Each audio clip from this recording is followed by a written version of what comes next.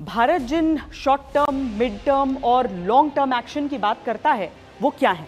क्या कोई परियोजनाएं ऐसी भी हैं जिनका पानी पाकिस्तान पहुंचने से रोक सकते हैं? डैम्स की डीसिल्टिंग की बात हो रही है, उससे कैसे पानी रोका जा सकता है ये भी आपको दिखाते हैं।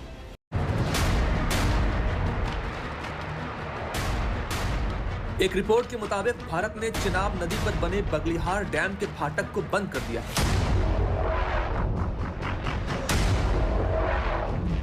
इससे पाकिस्तान की तरफ जाने वाले चिनाब के पानी में भारी कमी आई है। दरअसल चिनाब पर बगलिहार डैम को run of the river hydro power plant के तौर पर बनाया गया था, यानी इस डैम से पानी के बहाव को अभी तक रोका नहीं जा रहा था। पानी के बहाव को बाधित किए बिना बिजली पैदा की जा रही थी।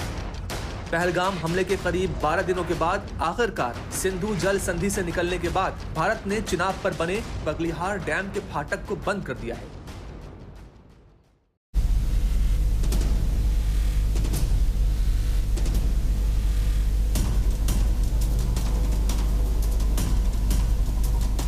भारत और पाकिस्तान के बीच पानी के बंटवारे को लेकर 1960 में सिंधु जल संधि हुई, जिसमें विश्व बैंक ने मध्यस्थता की।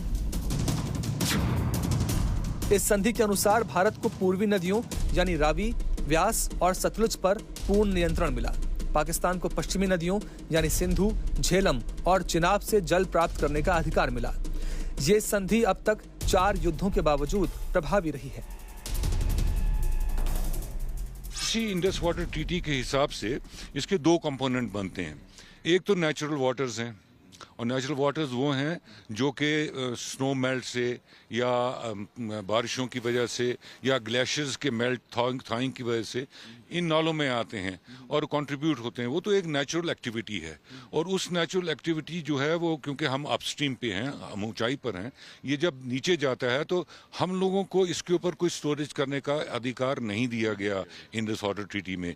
और लेकिन पाकिस्तान को अक्रॉस उनको पूरा हक है इसके ऊपर। सबसे ज़्यादा 133 मिलियन एकड़ फीट पर ईयर जो है पानी, इसका जो अंदाज़ा लगाया गया है वो पाकिस्तान इस्तेमाल करता है, और हमको उसमें से बहुत थोड़ा सा दिया गया है मिनी स्कूल 3.86 जो हमारे चिनाब बेसिन या जेहलम बेसिन, लद्दाख बेसिन, इन सब से हम जिसको इस्तेमाल कर सकते हैं उस वक़्त ट्रीटी के तहत। उसकी वजह से हमारे यहाँ अगर आप देखोगे तो इरिगेशन जो है, जितना हमारा पोटेंशियल इरिगेशन का है उतना डेवलप हो नहीं पाया।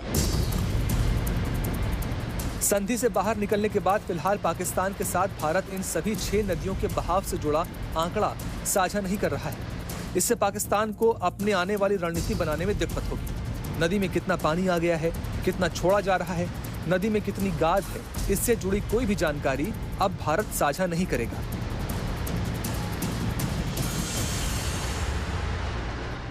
आपकी तरफ सिर्फ फार्मर्स ही नहीं है, जो वेस्टेड इंटरेस्ट है, जो आर्मी के जनरल्स हैं जिन्होंने 100 एकर्स के जो लैंड बनाए हुए हैं, उनके ऊपर कितना असर पड़ेगा।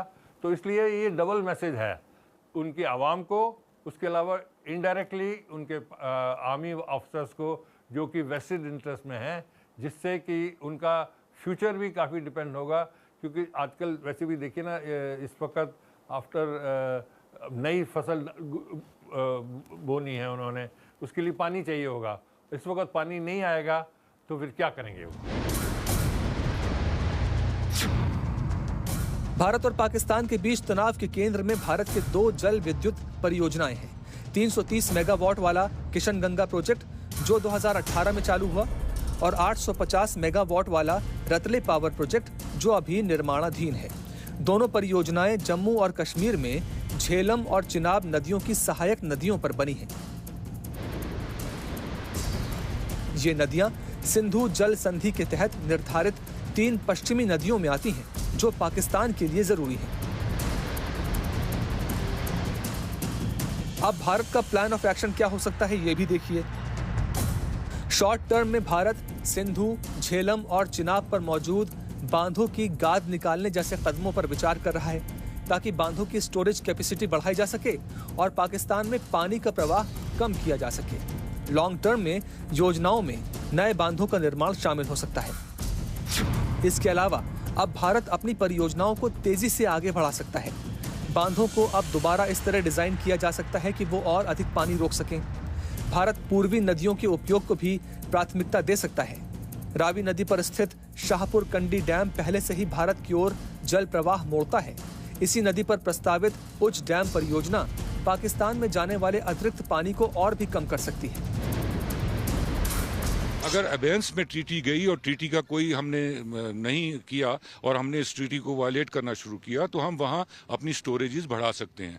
उससे पाकिस्तान को असर पड़ेगा सोइंग सीजन में, जबकि पानी इतना उनको ज़्यादा ज़रूरत होती है और इतना अवेलेबल नहीं होता है। तो जो हमारी रेगुलेशन के तहत ये ट्रीटी में बताया गया कि कितना हमने छोड़ना है वो हम ना छोड़ें, रोक दें, उसको तो हम रोक सकते हैं और उससे उनके एग्रीकल्चर पे बहुत ही बुरा असर पड़ेगा। तो उसको रोकना रियलिस्टिक है, कैसे रुक सकेगा? नहीं, अब अगर गवर्नमेंट की पॉलिसी हो उसको रोकना तो वो रोकेंगे, जिस हद तक उनके पास स्टोरेजेस हैं उसको रोकेंगे।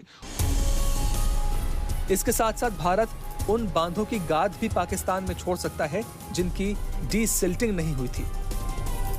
मिसाल के तौर पर सलाल बांध 1987 में बन चुका था और तब से उसमें डीसिल्टिंग नहीं हुई है। पूरा सलाल बांध गाद से भरा हुआ है, उसमें बहुत ज्यादा पानी स्टोर नहीं हो पाता।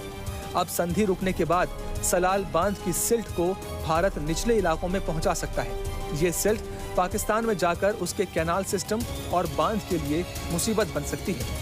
हालांकि पाकिस्तान में पहुंचने से पहले गाद भारत को भी नुकसान पहुंचा सकती है।